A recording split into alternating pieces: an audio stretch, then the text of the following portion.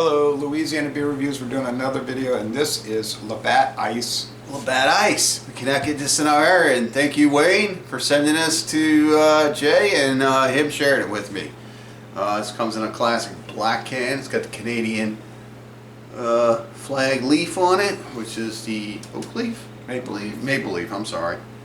What was I thinking? Yeah, 5.6% alcohol ice. Now, we've had ice beers. Now, which one did we get that's close to 5.6? It's not called ice beer. Well, Ice House is 5.5, and Bud Ice is 5.5, so they're close.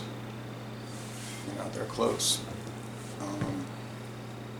It used to be Pabst Ice, and that was 5.8. Schlitz Ice was 5.8. But Natural Ice is 5.9. We get Bud Ice.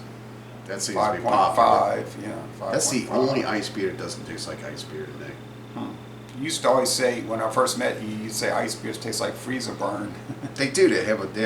If you ever had anything out of the freezer, That's disgusting. look, I'm trying to explain my analogy.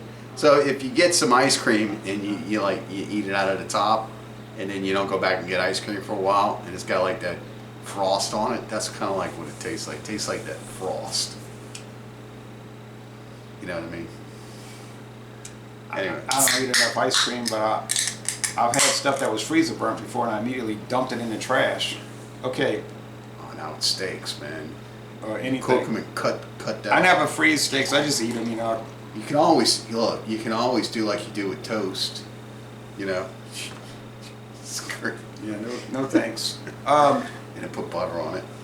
Cinnamon. Life's too short for that. Okay, so thick, white head, and a clear golden appearance. Now, the story about Labatt Ice, it was one of the first ice beers in Canada. Okay. Hey. In 1993, same time as American Ice House came out. I can't turn your logo. But I think Ice House came out. Oh, look. Same. Ice House came out after Labatt because, you know, the Americans said, "Whoa, ice beer! Let's hurry up and start doing it." And then, of course, there was a whole explosion with. They even make a Bush Ice, which we've never seen in Louisiana. Oh, Mississippi gets it. So let me see this can, Oh. please. It's black. Looks Black like they as never ice. looks like they never changed the label in 31 years. So, why do you think the can is black and it's called ice beer? Because you know what? You never see black ice coming until you hit it. Right. That's true. All right, cool. All right, Wayne, thanks again. Oh, and this is actually made in the United States because Labatt has offices in New York now. So it's from It's from Rochester, New York. You need to take that maple leaf off of there and put the American flag on there. Sure. Okay, so it's probably brewed at Genesee Brewing in New York, Rochester, New York. Okay. The Labatt Blue we were getting Well, I'm hoping came this. from Canada. I've never had this before, but I'm hoping it tastes better than the Genesee beer. Yeah? Yeah, I had the Genesee in green. The time we went up to Memphis, we were driving back. We didn't get enough. We were supposed to get, and you're like, oh no, just get one. Yeah, before we got back, you drank it all. No, I think the problem was that Cheers. we didn't realize that half the counties didn't sell beer on Sunday. Remember that? We kept stopping and we had. No, we don't sell beer on Sunday. All right. Cheers. Thanks. It smells very pungent. There's a strong lager nose, like sour beer.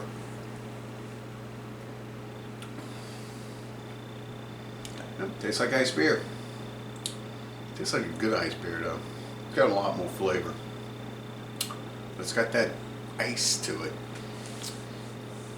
It's got a heavy grain taste, meaning barley and corn. If this was a whiskey, it would be bourbon, but it's a beer, so it's a lager. But you know what I mean? It's heavy barley and corn. There's very little hop bitterness. I would think the IBUs on it probably are around 10 at the most, 10. Probably 1 out of 5 hop cones, so Hoppiness is not playing a role. Grain is, so it's not too sweet though. It's dry enough to make it not disgusting. It's not bad. It's just Say 2 out of 5 sugar cubes, medium body, dry finish. yeah. Now apparently you can get this up there in Pennsylvania and New York for like, oh I don't know, same prices I paid for that Milwaukee's Best Light. Oh yeah. Yeah, like 30 packs for like $19.99. Hmm. Maybe $21.99. I don't know. But they had natural ice around here for $19.99 for a little while, and then the price jumped. And Anheuser-Busch raised all their prices here. Labatt is owned by Anheuser-Busch InBev, as a matter of fact. They got bought out.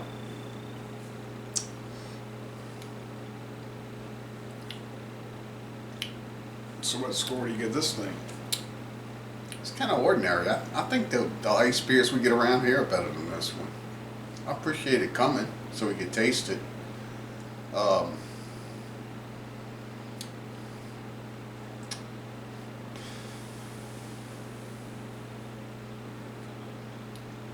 We give it a solid B. We give like, I don't know, like an 87 or something. It's not bad. It's just not blowing my socks off. I thought it does have a different flavor, and its harshness as far as like that freezer burn taste is kind of it's I'll go along with your score because kind of down. So I don't remember what I scored it when I did it solo, but I'll go along with it because it's got a little bit too much of a little twanginess to go to the A level. Yeah, But I think that's B what is I was fair, looking 87. for. It's got a weird twang yeah. to it. I don't want to sound unappreciative for having to try this beer, but I don't know. If I saw it, and after trying it, I would look for something else that was probably a little, I wouldn't say better, just Better. well, I don't want to sound insulted or anything. So I mean, it is. No, I mean, it's I not like insulting. beer. I It's like like beer. You know, I mean, I like beer that tastes like beer, and this does taste like beer. Thank God it doesn't taste like some of those wild creations that they're putting out there. They don't know what to classify it, so they stick it in cans and they carbonate and they call it beer. Oh, you mean the stuff I buy? Yeah. It's good. It was mellow, but it just didn't blow my socks off per se. Now there is another one called Max Ice that's 8%, I think. That one, but that's really 20. Didn't we had one? 8%. What was that one that came in that funky looking can? Was that it? It's like sideways label or something. Jean-Pierre's always talking about it too. Maybe that was it. It's like maybe it was 8. I don't know what you're talking about. But if I go on any road trips this year, I'll try to find some odd stuff. Remember Pabst, was it that Pabst Heavy? Whatever that was. Extra. Extra came in that. 6.9. That stuff was great. 6.9, the black can. I thought it was 6.5. 6.9, the black can. I'm not going to argue about that. That stuff was great. That was good. This is almost there, but then it's kind of off a little bit. So Yeah, like I said, twangy. yeah, does it have a good date on it? I'm just curious. I think so. I think the date is an okay date. I think Okay. I figured it out. I think it's letter M. It's like M, the month M. So J is 10, right? J. March. K, L, M. Well, 10 would be October. K would be November. L would be December. M. Wait a minute. They don't use an I, so J is the 9th month. So this might be December 12th of last year. Well, that's not really old. 6 months, 5 No. months old. No, that's pretty regular, normal for beer, I would say. Yeah, for some reason they don't use the letter I in the dating. Like some companies will be, January will be A, February will be B, March C, and so forth. Okay, Anyway, so we're saying it's a good beer, but don't go on a big hunt for it. No. I mean, there's so many other beers. Maybe I'll find the Max Ice on a road trip one day. All right, so Les Bon Temps Relais, a good beer nonetheless, and we're going to end this review by saying y'all go to Rochester, New York, and, well, they don't really get brewery tours there, so you could go to their brew pub and buy a t-shirt and some glassware. Why? I don't know. When I went there, I said, they had this huge brewery, and it was all red brick, and I said, oh, I'd love to go tour that. And the guy's like, well, we don't give tours there. They had this little pilot brewery, which was like one floor. Well, that wasn't that interesting. I wanted to see the actual operations. No, we don't give tours. I said, oh, great. Maybe when we went to Spetzel. Spetzel? That was great. That was a great tour. In Shiner, Texas. Yeah, if y'all ever find yourselves in Shiner, Texas, which is a little southwest, but it's a little southeast of San Antonio. Yeah. Yeah. Let's go off the beaten path. I think it's like, what, about 50 miles off of I-10 to the south? Yeah, it's a 50 long to way. 60, maybe 70. I don't think it's that far. You gotta go down this two-lane road. 2-lane highway. I think it was like 50 miles. But that was a decent tour. They took us on a tour. Had all kinds of pictures. They had all this stuff carved out of wood, Arctic stuff, Arctic themed. A Carbach was nice in Houston. That was a good tour. It was new and fancy. I didn't really like it. I like the old one. Oh, the old style? Okay. Yeah. I don't like. As y'all can see, I live in an old house. Then I set down my glass at Carbach. Yeah.